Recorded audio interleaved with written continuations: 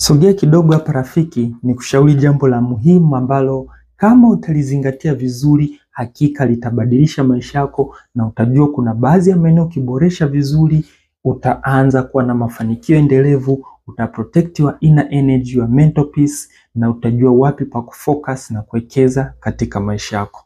Utajiri wako uko katika vitu vingi ambavyo bado haujavijua. Yaani utajiri unakuja na unaishi na kudumu kwa sababu unawekeza akili yako, maarifa katika kutafuta majibu ya vile vitu ambavyo haujavijua. Yaani ili uweze kufanikiwa, wekeza katika kujifunza. Kuna vitu vingi rafiki bado hauvijui. Kuna skills nyingi ambazo bado unalaka. Kwa hiyo ukianza kujifunza mapema baadhi ya vitu muhimu katika maisha yako, utaanza kuona your wealth and your worth is becoming increasing kila siku. Kwa hiyo anza leo kuainisha ni maeneo gani ambayo huyajui na unahitaji usaidizi.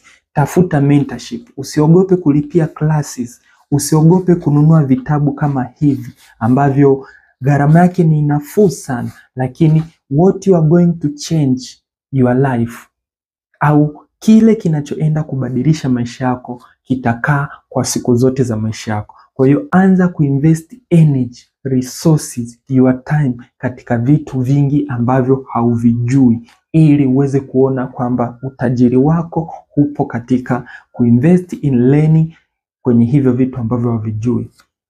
Pay classes, buy ebooks, buy hard copies, investi kwenye kujifunza ili uweze kuinuka, kufanikiwa na kutimiza malengo yako. Anza leo kujifunza na find opportunities za kujifunza na kuwekeza kwenye vile vitu ambavyo huvijui vitakavyoongeza thamani chanya ya maisha yako. Bado inawezekana na unaweza kufanikiwa.